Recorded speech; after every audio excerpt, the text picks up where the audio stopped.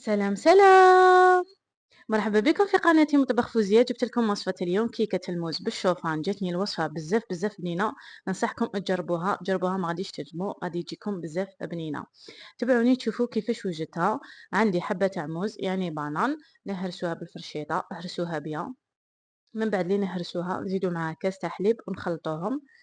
من بعد اللي خلطوهم كذلك نزيدو معاها 2 حبات تاع بيض يعني 2 حبات بيض ونخلطوهم كذلك. من بعد اللي نخلطوهم نزيدو معاها فانيليا بودر ونزيد معاها قرصة ملح، اذا عندكم فانيليا سائلة احسن. من بعد نخلطهم، ومن بعد اللي خلطتهم نزيدو معاها عسل طبيعي حوالي ملعقة كبيرة، ونزيدو معاهم ملعقة كبيرة كاكاو بودر، وزدت معاهم ملعقة كبيرة تاع زيت الزيتون كذلك ونخلطوهم. ونزيدو معاهم كاس ونص تاع الشوفان، ومن بعد نجيب المول تاعي ندير فيه شوية تاع زبدة وندير فيه الشوفان تاعنا، ونزيد نص حبة تاع بانان من الفوق وندخلوها الفرن طيب لنا. انا ما درتش فيها الخميره تاع الحلويات.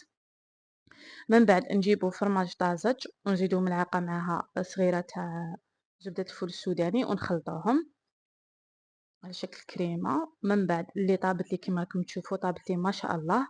من بعد اللي طابت لي انا كانت ساخنه ودرت فوقها الكريمه، يعني نتوما الاحسن تخلوها بارده، انا ما كانش عندي الوقت، كنت روطة في التصوير على ذاك.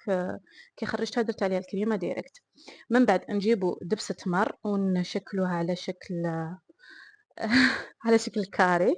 راك تشوفوا كيفاش جبتها. المهم غادي نسقمها. المهم شفتوا كيفاش درت لها. ما يهمش ديكوراسيون كيفاش جات من الفوق، ليسونسيال البنه. مع التالي نقطعوها بيان سور الكاريات. جاتني الوصفه بزاف بزاف بنينه، ننصحكم تجربوها. اذا راهم يعجبكم الفيديو تاعي ما تنسوش تدعموني بجيم وكومنتير الفيديو.